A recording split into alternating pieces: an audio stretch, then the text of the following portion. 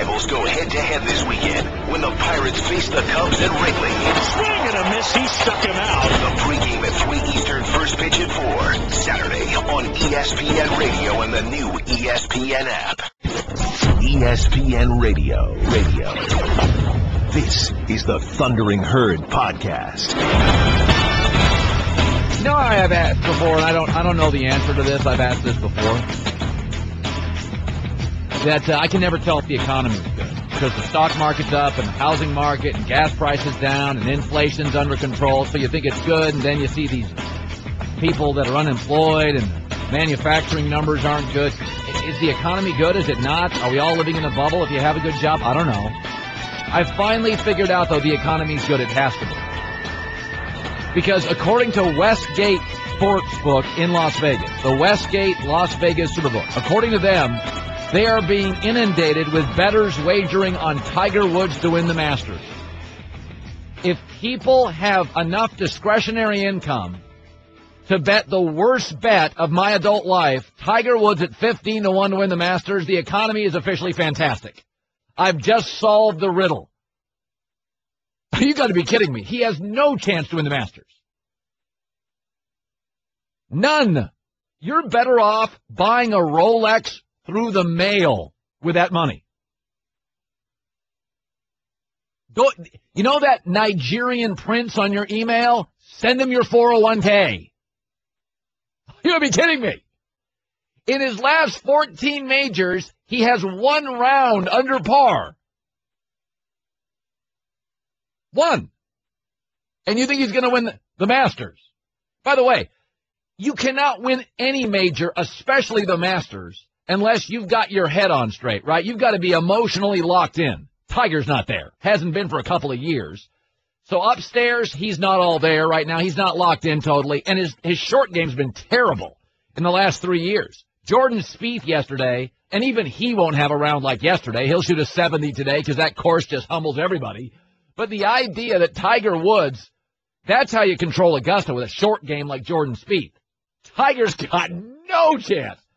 And I love Tiger, but he's missed 28 rounds in the majors due to injury or miscut. That's since turning pro. 28, 26, but in the last 7 years. So do yourself a favor. Go buy a timeshare in Fargo. That's a better, call Bernie Madoff. Say you want to make some investments. Go buy discount sushi at a gas station. What, are you kidding me? He's got no chance to win the Masters. And by the way, I like long shot bets. I'll give you a couple that are worth your time. Pittsburgh Pirates, 25-1 to win the World Series. Andrew McCutchen, great pitching depth, winnable division. Milwaukee Cubs aren't very good. Spend your money.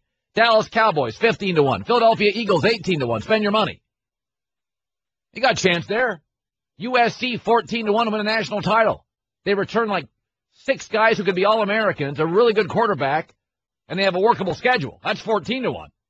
Tiger Woods at 15-1? Give me my Rolex through the mail.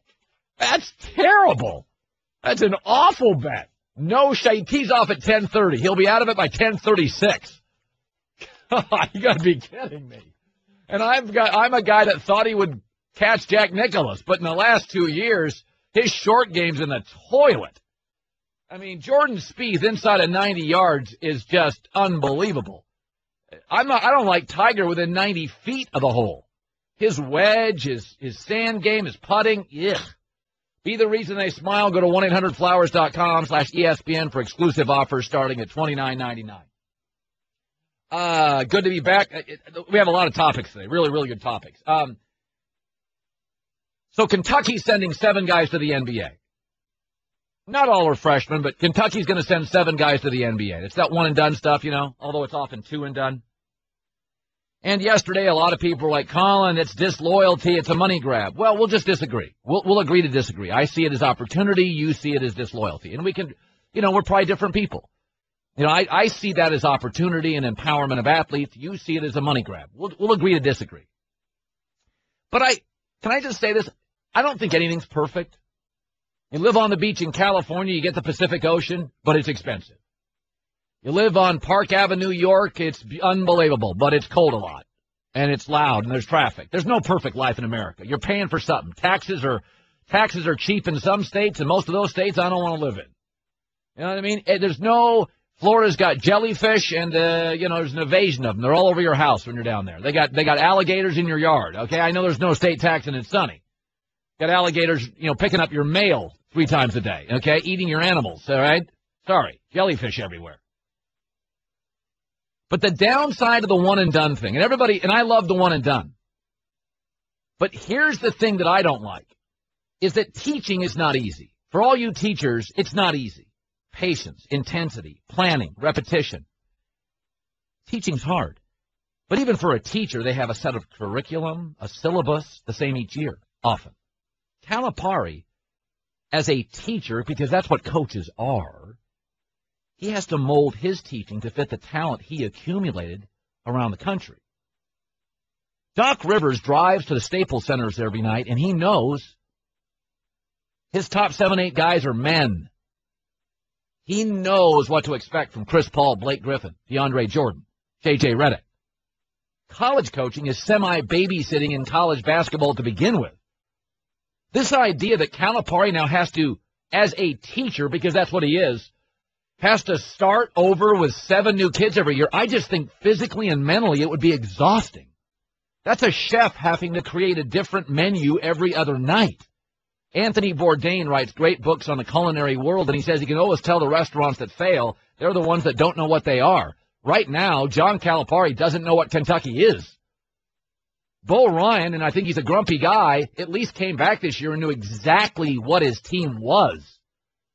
I think the one-and-done thing, the downside of the one-and-done thing is how exhausting it would be to every year have to start over teaching 18-year-olds, and you don't get to use the same syllabus. You may get guys, you may have a poor ball handling team. You may have some temperamental guys. You may be tall and long but lack shooters like this year. I'm all for one-and-dones, but they got to replace 86% of their point production and 80% of their rebounding. I think it would be exhausting to do it year after year after year. Now, Calipari apparently has great energy, but that's the part I don't like about it. I'm for one-and-dones, but like anything else in America, including Florida real estate, Park Avenue, and La Jolla, there's a downside to everything. Can you imagine owning a restaurant? Wouldn't you want to go in once in a while, drive to your restaurant thinking, chicken parm will sell tonight? Do you really want to drive in, we're Asian fusion this week? Nope, we're Mediterranean tonight. Spare rib Wednesday tomorrow. I'm not interested in that. It's a taco joint. I just changed my mind. The one and done is I am so for it. But God, Bo Ryan at least knows, and Mark Few and Tom Izzo, there's something to be said for driving to work and knowing the chemistry. You don't have to babysit it constantly. That to me would be, I just get tired of it. Calipari, I mean, it is constant chemistry building, constant teaching with no syllabus. There's a downside to it. Even Calipari tweeted this morning, time to get out on the road and recruit. Need to sign 3 more guys. We're not signing guys to platoon. I mean, enjoy the days in Odessa. I mean, I'll take Doc Rivers' job. I mean, seriously, Chris Paul, Blake Griffin, they're in 5 years. I'll take that every day of the week. Oh, good. Another discount hotel and basketball tournament. Super. Fast food joint across the street. Terrific. I'll take Doc Rivers' life. You're in the Herd, the Thundering Herd podcast. Like, a lot of these Kentucky fans are delusional. Colin, we get whoever we want. One and done is great. You got 1 title in 5 years. Duke has 2. You don't get all the great players you want. Kentucky doesn't get all the great players. On this roster, those 7 guys, 2 will be good pros.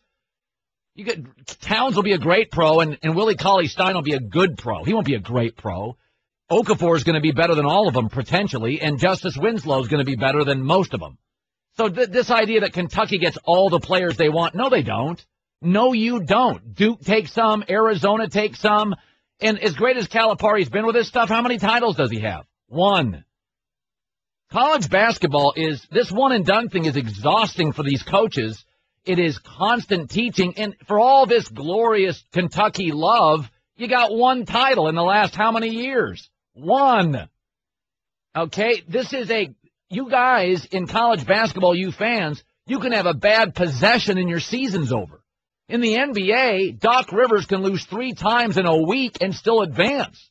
You have a bad possession against Wisconsin, season over. With an 18-year-old. You think they occasionally make mistakes? So, I mean, to me, this one-and-done thing everybody falls in love with, I love the empowerment of the athlete, but the argument there's no downside to it is laughable. There's a downside to everything. It's like legalizing pot. There's no downside. Really? Ever work with a pothead? No downside? Want your kid smoking it at 16 years old? Oh, live in Florida, no state taxes. Great, there's alligators in my yard. Terrific. They'll eat my children if I don't watch. You know, this idea that one and done is this Valhalla, I got news for you. Bo Ryan the last 2 years won a lot of basketball games with guys that don't go one and done. And he has a great life. And I'm just saying the one and done is not perfect. All these one and dones for Kentucky, you don't go out and get the best players at every position. You don't think Duke takes a few? You don't think Arizona, Kansas get good players too? Watch the NBA. There are a lot of Kansas, Arizona guys in the NBA. There are a lot of guys around. There's a lot of Florida guys in the NBA. You don't get all the guys you want. So, you know, there is no perfect life. Oh, everybody in Hollywood is beautiful. Yeah, and they all get divorced about 6 times. You know what I mean? So there's no perfect life. One and done's not this magic elixir that solves everything. It's an exhausting, daunting, emotional roller coaster ride for coaches who have to now teach stuff to the repetition to the same new kids. Every year it's new personalities, new kids. And by the way, 2 years ago they did this. They were awful. When's the last time Bo Ryan had an awful team? Not really. Not recently. Not not ever. Calipari's had he had an awful team at Kentucky. All right, so I'm going to put my shabby reputation on the line. We got Al Michaels in 10 minutes. Charles Robinson, Yahoo Sports, has the best sources maybe in the world. Okay, he's fantastic. But his sources are telling him that Marcus Mariota could drop in the draft, the quarterback for Oregon. And I'm going to do something that I would not encourage anybody in my business to ever do. Put your sources against Charles Robinson at Yahoo Sports, because the guy's magic. But I'm putting mine on the line today because I'm here to tell you there is no way he drops below 12 or 13. I think it'd be shocking if he dropped below 5. Okay? And Charles is saying, his sources are saying, if he doesn't go in the top 5 or 6, he could fall to 20th. No shot. None. And here's why. First of all, let's look at guys who have dropped. Johnny Manziel. Size and immaturity issues. Mariota doesn't have those. Brady Quinn. Jimmy Clausen. How about we start with, they're just not that talented. That's not an issue with Mariota. Aaron Rodgers. All right. I'm a little bit of an expert in Aaron Rodgers because I watched his junior college tape because I'm a recruiting dork, and I watched his games at Cal. Aaron Rodgers, outside of the Pac-12, you didn't see him play. Hell, he went to a junior college. He was 6'1½". It's revisionist history to think everybody loved Aaron Rodgers. He had a great arm and he was a smart kid. But Marcus Mariota, unlike Aaron Rodgers, has had massive exposure, is 6'5", is a Heisman winner, has huge numbers for 3 and 4 years. And more than ever, the NFL now is so absolutely quarterback dependent, it wasn't 8 years ago. It mattered, but not to the level now, where if you don't have one, you're done. Buffalo's got one of the best rosters in the league. No chance to win the Super Bowl with that quarterback situation. None. So Mark Dominic, and remember, people go, well, Aaron Rodgers had great numbers in the Pac-12. Colin, he threw 43 touchdowns and 13 picks. Kellen Clemens, the Pac-12, which was then the Pac-10, was so bad when USC dominated it. Those were the years Aaron Rodgers was in it. The conference was so bad. Kellen Clemens had 61 touchdowns and 20 picks. Go look at Matt Leinert's numbers. 100 touchdowns, 23 picks, almost never lost. So you can't take college numbers in that conference in that time and say you're going to be a great pro. It's revisionist history. That conference was awful back then. So this idea that Marcus, there's no way he's going to drop. In fact, I went and got the NFL draft order. Tampa at 1 needs a quarterback. Tennessee at 2 does. Washington at 5. Jets at 6. Chicago Bears are over Jay Cutler. They could draft him and sit him for a year.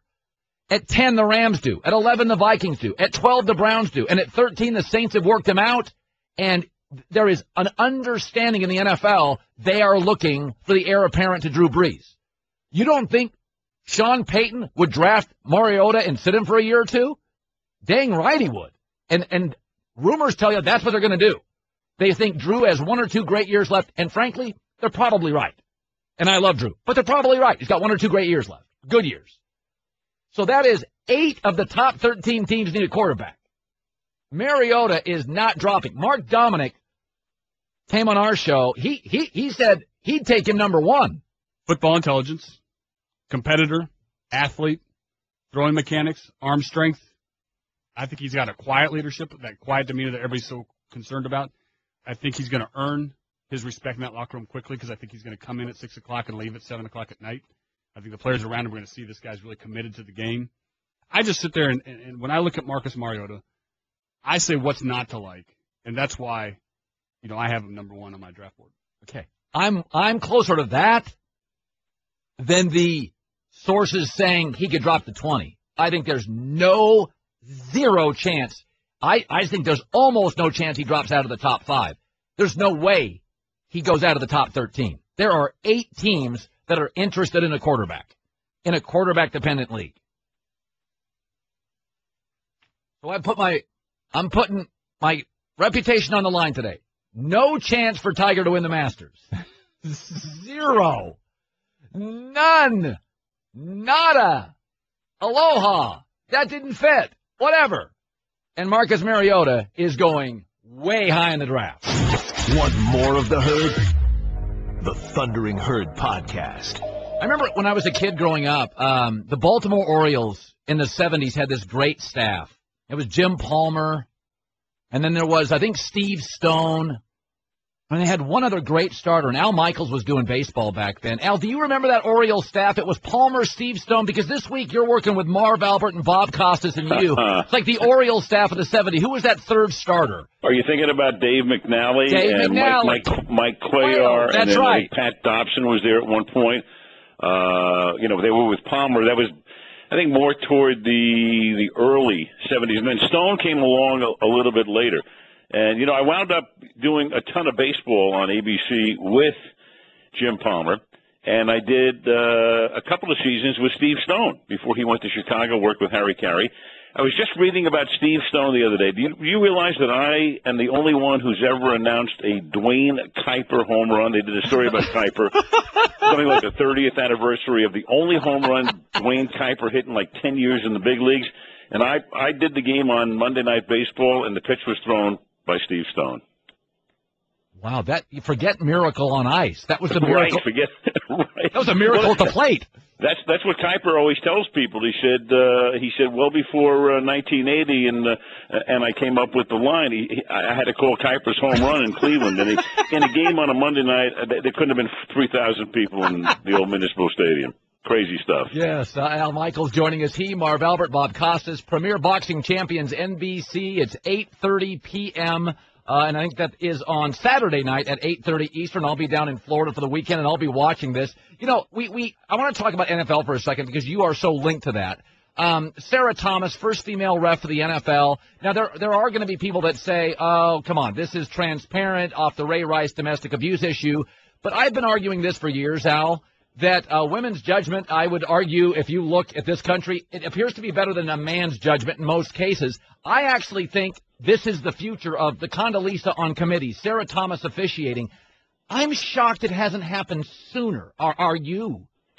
Well, they do have better judgment. I better say that because I've been married for 500 years, and my wife does have better judgment. But you know what? I haven't seen talked about or written about very much, Colin, is the fact that the NBA did this years ago.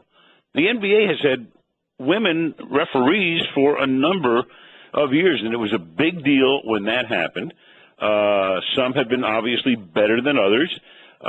That'll be the case in the National Football League. So it's kind of a big story right now, but I think if she does the job, and certainly she's capable, I would assume, of doing the job as well as most of the officials in the National Football League. It's a story for the moment. It's the flavor of the week or the month or whatever, and then it will probably fade away. And obviously, if she does a decent enough job, and I do expect that to happen, she won't be the only one who will be a line judge or a field judge or what have you. So I don't think it has anything really to do with the Ray Rice thing. I think it's a matter of, just going out and trying to find the best person for the job. And my staff just showed me that women do have better IQs and EQs. So there you go. There you go.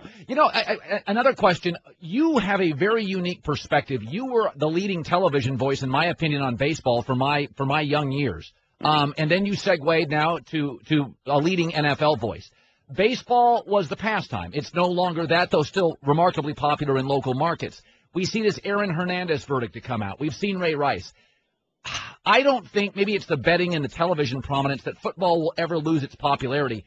But to you, when you look back at baseball, do you see some warning signs that the NFL, institutional arrogance, domestic issues, could it have a problem in the near future? That's a good question. I've never even really thought about it to that level. I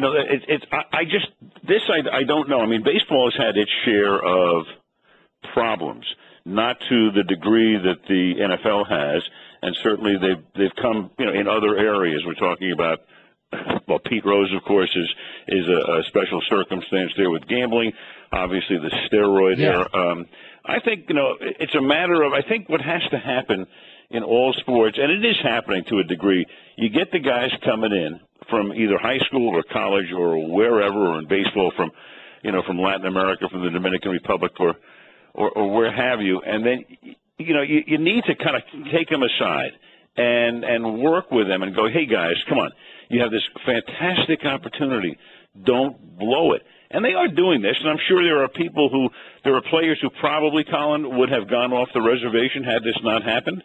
But you're always going to have, in a situation where you've got, 1,600 players in the National Football League, there are going to be a few guys who are going to get into trouble. I mean, look at the NBA.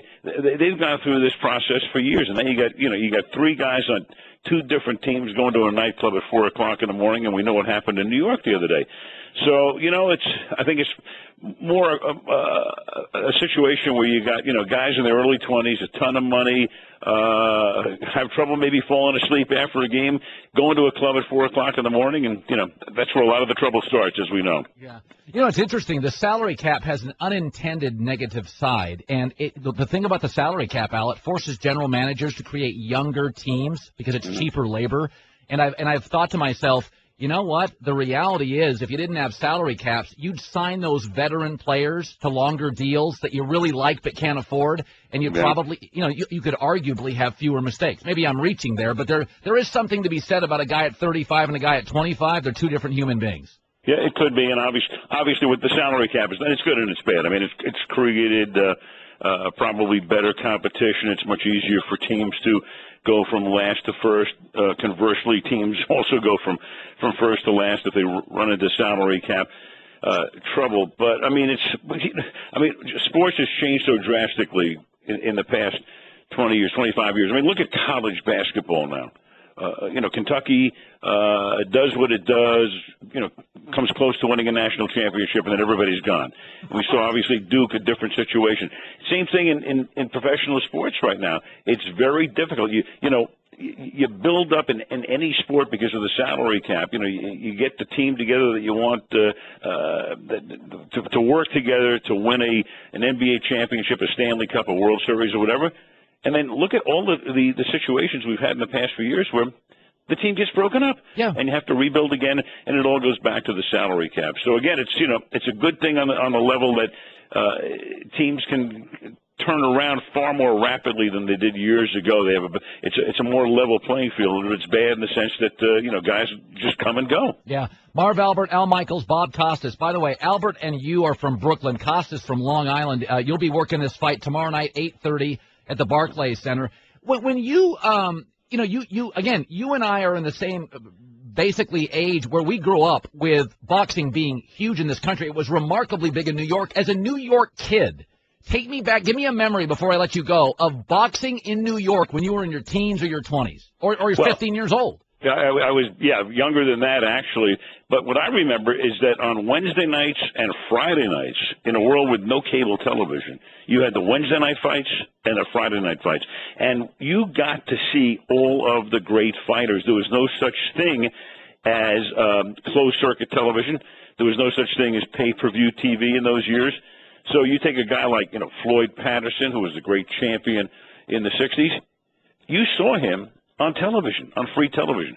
And then, it fell away, of course, with technology and the fact that you could either go to pay-per-view or theater television. I mean, that's how I remember watching Frazier Ali, which took place in Madison Square Garden, but I was with the Cincinnati Reds at the time, watching with a bunch of guys at a racetrack in Tampa. It was free?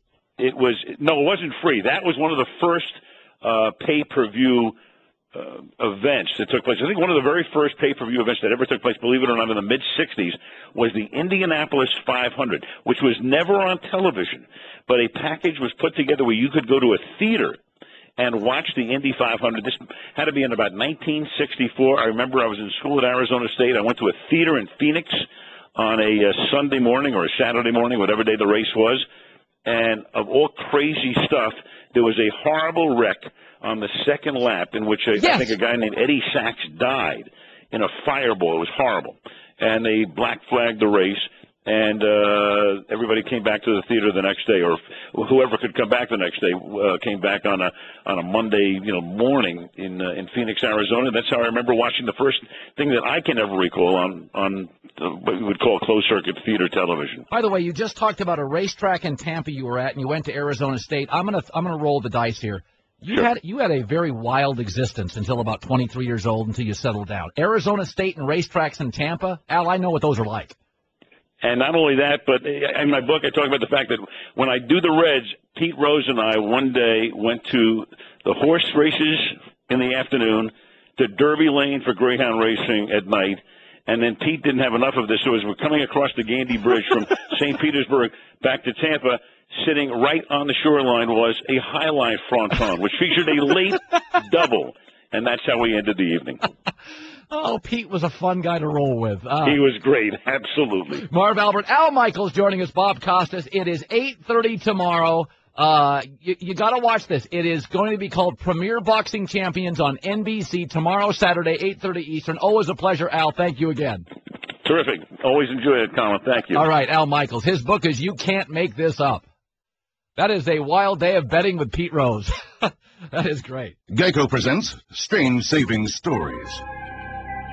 Astronomers detected an interstellar transmission. It stated, Geico, 15 minutes could save you 15% or more. The implications were staggering. Was the cosmos telling us we could all save hundreds on car insurance with Geico? Or did their radar merely pick up a signal from the nearby Rufus and Clyde's morning show? We may never know. Geico. 15 minutes could save you 15% or more on car insurance. Al Michaels, who's always a great listen. How beautiful is his voice? I mean, that guy's got a remarkable voice. It's just like when he talks, you're like, man, that is remarkable. Mark Cuban stopping by today. Kevin Millar, baseball broadcaster, very, very funny guy, former Boston Red Sox. Really funny guy is going to be joining us. It is.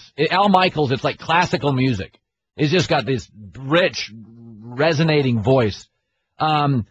So Mark Cuban, top of the hour. Mark Cuban basically said college basketball is unwatchable and horrible. And he's a huge college basketball Indiana Hoosier fan because he went there. He actually likes Tom Crean because Crean plays fast up-tempo basketball.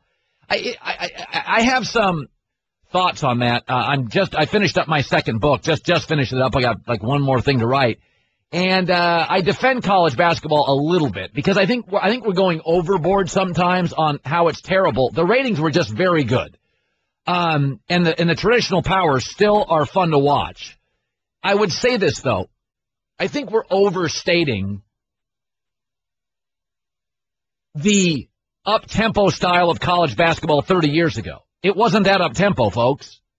Pete Carrill at Princeton, we celebrated that. Do you know when Villanova beat Georgetown, right? 1985. Oh, greatest game ever. You know how many shots Villanova took? I think 29. We love Dean Smith, 4 corners offense. It's not like this batch of college coaches are the first to suffocate the sport. This is not the first generation of college basketball coaches to dominate their players. I think we're overstating that. And it's yes, scoring is down, but it could be tweaked very easily with a couple of progressive rule changes, which hockey's done, and just get out of the clutching and grabbing business. So I think we're overstating how bad it is. It got huge ratings. And it got huge ratings because, those Kentucky-Wisconsin games, Notre Dame, Kentucky, the Duke games, those were good games. It was fun to watch. Now I will acknowledge I would rather go to the dentist than watch Virginia.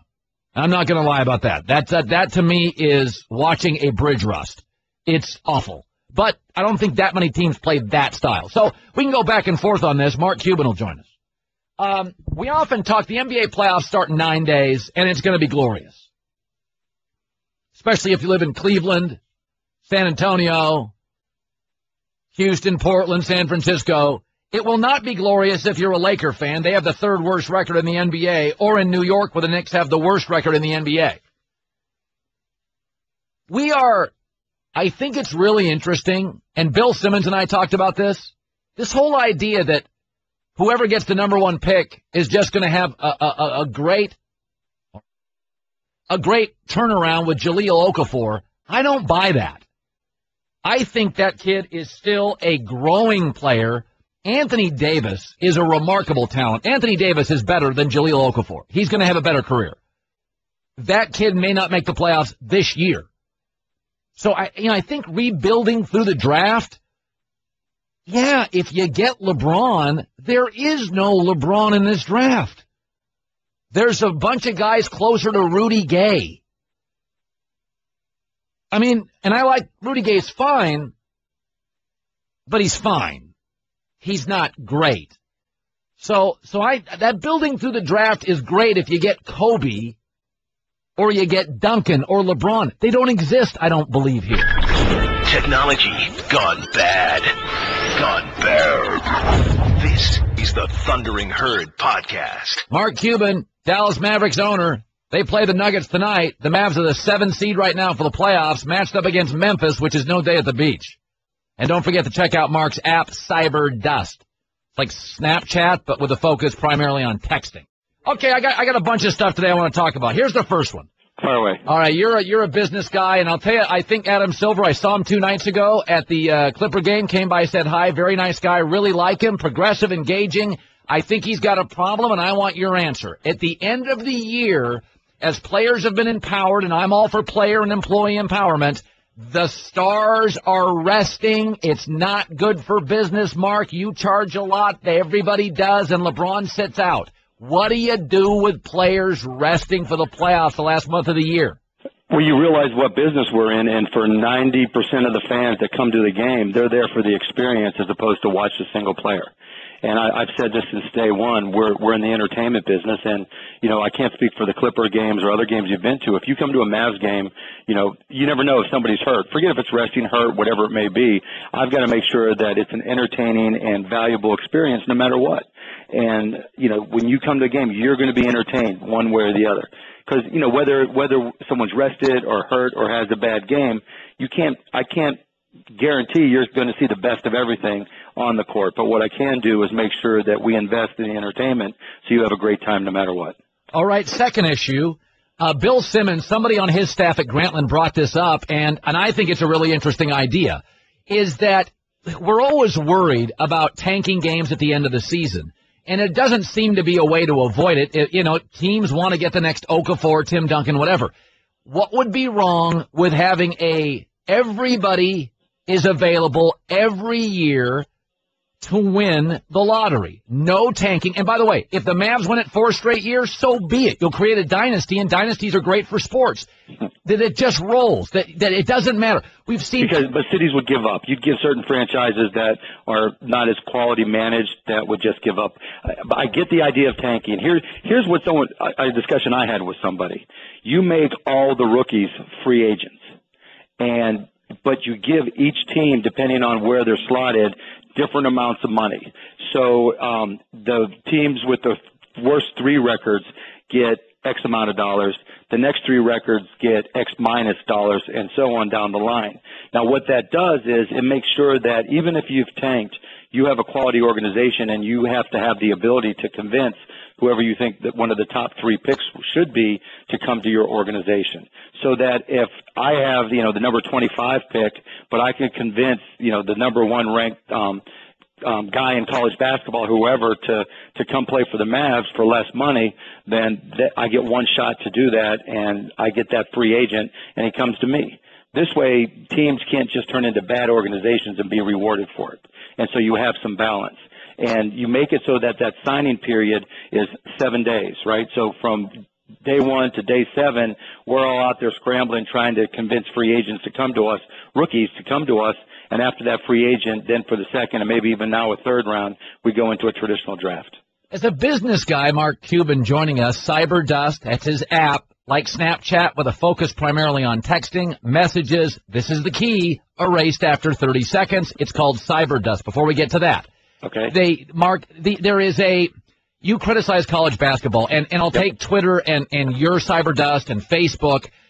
I think there's space for all these social media applications. I like all of them. They all have their thing. What's wrong with having college basketball be a little slower and more traditional, and the NBA fast-paced, up-tempo in bigger cities? You criticize college basketball. Could I not argue there's room and space for both styles of hoops? Oh, of course, you can argue anything, right? But at the same time, when you watch it, the style of play, with the exceptions of what's turned out to be, the 4 or 6 best teams in the nation who have a lot more talent and can do a lot more things, what's turned out when you turn into your random college basketball game during the season, it's ugly. I mean, the first 20 seconds of a possession, 25 seconds of a possession is get it up court slow, pass it around the perimeter slowly, and then give it to your one best guy and hope they can do something. And by slowing the game down, you just hope your best guy and maybe one other guy on the court can do better than their best guy and maybe one other guy on the court. I mean, you see so many games where a guy gets past the ball to him with an open shot, and he won't even shoot it. I mean, it is ugly. And so, and again, look, the Wisconsin-Kentucky game, brilliant. The final game, amazing. But, the top 4, 6 teams, they're fun to watch. Fans turned them on. It was great drama. But for the other 200-plus teams, it just is hard to watch. In your businesses, Mark, globalization can be key. We know that because you're one of the pioneers of really hitting it big on the Internet with, I think it was broadcast.net. Uh-huh. But let me throw a down... .com, my bad. Yeah. You should know that more than me. Your house is a sign of what it created for you. Exactly. Let me say, I'm going to throw at the downside of globalization. Okay. The downside is that one of the reasons football is so darn popular is it's primarily a domestic product. We were introduced to these kids in college for 3 years at Ohio State, Texas. Then they're microwave for you in the NFL to grab them. They're popular. They're jersey sales. The globalization of hockey or baseball or basketball, there's a lot of guys that come into our sports, don't speak the language, don't have any interest in it. We can't relate to them. They came from an unglamorous minor league position. That globalization sounds great, and now the NBA wants to send Miami and the Heat to Cuba. But could I argue it can be harder for American fans the more global you become to relate to your personnel? Yeah, but that same argument, Colin, applies not just to globalization, but also to how baseball and basketball deal with one and done or kids coming straight out of high school and into the pros where they don't have time to build a brand. Unlike football, which does have time to do that because most kids don't declare early. So you make a valid point. But, on the flip side of that, we can start, and I don't know that we will, start promoting and showing online games from international competitors. But I think you make a great point. It is more difficult to market somebody that no one's ever heard of versus, the Patrick Ewings that stayed in school, the Grant Hills that stayed in school, the Christian Leitners. They were easy to market because everybody knew who they were. So it creates some challenges, and, that's one more reason not to be a fan from an NBA perspective of one and done. I have a theory I'm going to throw at you, and again, I think about this a lot. We always talk about the problems in America and immigration, and we talk about police enforcement, and there's a lot of problems. I'm going to throw a problem at you that I think technology creates, and it scares me.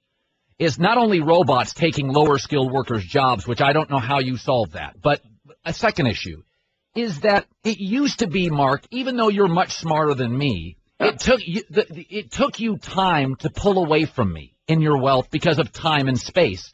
Right. That technology allows people who are involved in it and of higher education levels, they can now access information more quickly and therefore pull away from regular people. And the gap of wealth between the haves and have-nots, to me, with the internet and technology, is unsolvable.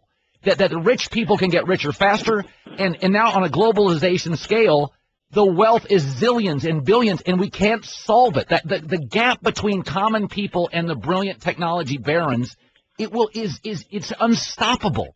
Yeah, okay, a couple different things there. Now, you're really getting off into deep conversations here. One, the income inequality is an issue, but it's not so much about income as it is when people feel invisible. So when you look at Ferguson, when you look at what happened in South Carolina, when you look at scenarios where people are being treated as if they're not real people, those people start to feel invisible.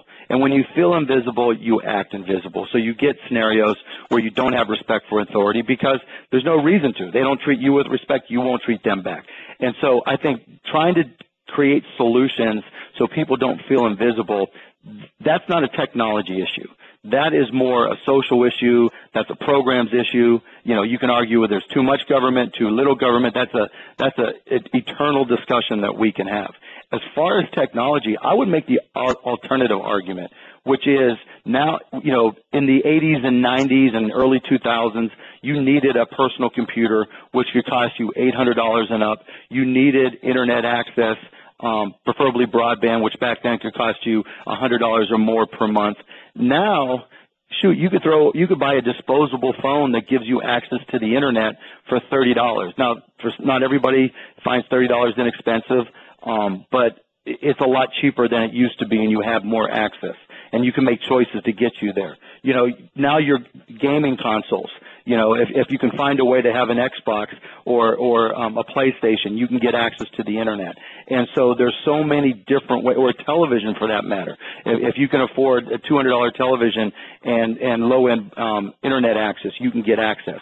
So I would argue the converse of what you're saying, that technology enables and democratizes, and gives people the opportunity to go from being invisible to performing and working and creating jobs. If you're so inclined, you can teach yourself how to program and figure out how to get a job. The hard part of that is we're not encouraging kids to do that. Our education isn't enabling that. Again, if you're part of a family where a parent isn't there or you don't have access to resources and you do think your destiny is to be invisible, that's self-fulfilling. So there are a lot of societal issues that happen that I think push people into invisibility, and those are the things we have to solve.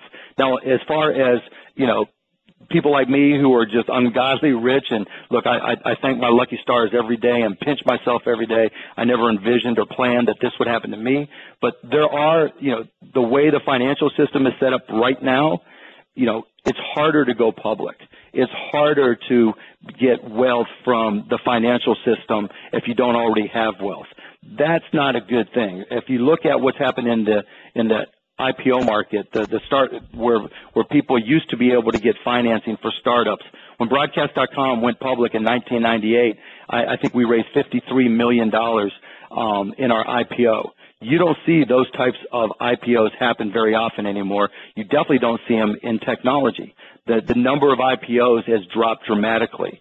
So in the 90s, when we had a bubble, bubbles aren't good, but at least it gave, when it was happening, young entrepreneurs a shot. Yeah. Yeah, but you would be able to sit in a cab and people would talk about stocks. And people would have the opportunity and say, you know what, we're making money off the stock. Mark, I made money off of broadcast. That doesn't happen anymore. People don't trust the stock market. Yeah. And if you don't trust the capital markets, and I'll blame that on my buddies at the SEC, but if you don't trust the capital markets and you aren't willing to invest, there's no chance that you're going to be able to do it unless you start a company. And so that's the dichotomy we have to fight through. All right, we got to get going. Your IMDb page is growing. You're in Sharknado 3. Don't forget to check out Mark's app on Cyberdust. Please do. He's always a friend of the show. This morning we called him on late notice. He jumped in. That's why we love Mark Cuban. Thank you, sir. Thanks, guys. I appreciate it, Colin, as always. Hey, and on Cyberdust, add me at Ask Mark, and I'll follow up, answer any questions on any of this stuff. Good stuff. He's very accessible, which I just love about him. We called him this morning. 5 minutes later, yeah, I'll come on your show. And sometimes I ask him bigger, broader questions. That's probably selfish for me, but I think that stuff's fascinating. We can break down baseball games, but sometimes I got to get guys on who serve me, and he serves me. There's something about Mark. I just like to hear his big thoughts on the globalization of the world and technology and income gaps, and I'm fascinated by. I hope you are. I hope I serve you there. I know it serves me, and I'm being selfish there. I hope it serves you. Colin Cowherd. The Thundering Herd Podcast. I am off. Next week I've got spring break with my kids. So I'm going down to Florida for a week to hang out with my kids. And then basically get ready for the 8 weeks a year I do not sleep, otherwise known as the NBA playoffs, which are on till 1:30 in the morning. So I've never taken a spring break week off, but my kids are getting older, and my son's getting funnier, so I'm hitting the beach. There are huge gaps often between the public and the media's opinion on issues, and I generally go on the public side. I think the media can be out of touch, myself included, pampered, too far left on issues. I mean, Rolling Stone magazine is like so far left it's embarrassing, out in the boonies. And there are others that are too far right. But I tend to think when you ask ordinary Americans and the media about an issue, generally speaking, I think the American public on average gets it right. Now, the American public can be wrong. I don't want to pay any taxes. That pays for police and fire and schools and stuff, security. You kind of need to pay taxes there, Jethro. But by and large, I buy the public over the media. And the media tends to have agendas, currying favor for sources. The media is trying to, let's be honest here, we're not .orgs, get ratings and talk about interesting topics. We often lack context or nuance. It's more about talking big stuff that people talk about. So I saw a poll that was just out. 800 Americans randomly dialed landlines, cell phones across the country. 38% of respondents feel that student-athletes should receive a salary. That's up from 29. They have spending money, medical benefits, salary, free postgraduate education. The numbers keep coming up gradually, and I think the public is right. Now, the hyperventilating seals that are the American media, barking constantly and over-dramatizing things that don't need to be over-dramatized, the hyperventilating seals of the American media, are 98% in favor of all kids getting paid lots of money. And heck, the American public understands that the housing, marketing, tutoring, and educational opportunities provided for many people who don't qualify, men and women, for these universities are indeed special. And the most special part of this, besides the housing, educational, tutoring, marketing that a college athlete gets, is that unlike the American public, they don't leave with $88,000 in college debt and struggle then to buy a home for 6 years because they've got that $348 payment a month. So the public, once again, is gradually understanding that players do deserve some level of compensation or stipends. The media is like, it's outrageous, it's indentured servants. It's not that at all. Getting a free education to USC and Michigan and Texas does not rise to that. Come on, barking seals.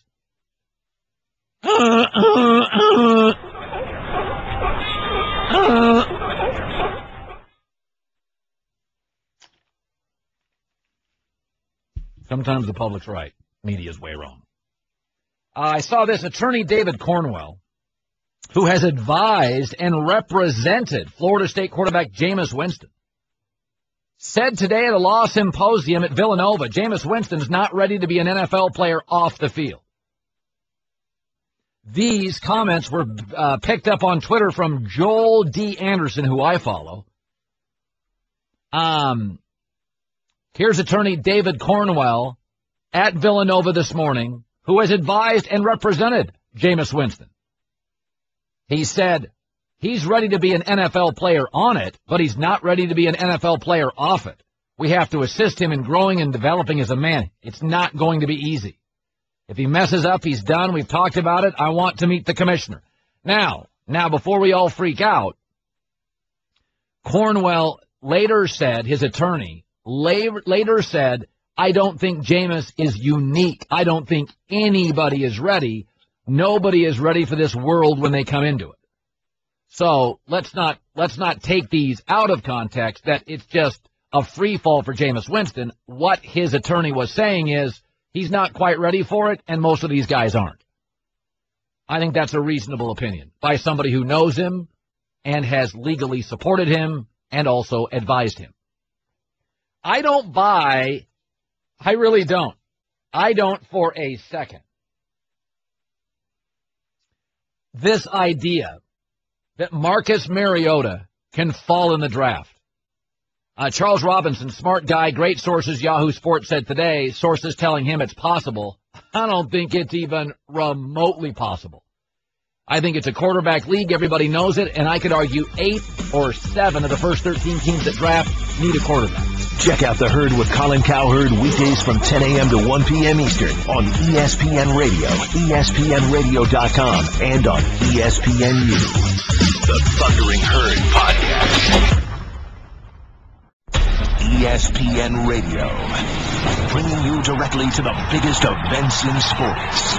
Center field, well hit, Hunter back, out of here! From opening day of baseball, Throw to the plate, safe at the plate! right through the World Series. For the third time in 5 seasons, the San Francisco Giants are the champions of the baseball world. Whether it's LeBron, Chris Paul, or Kevin Durant, when the NBA tips off, ESPN Radio is right there when a champion is crowned.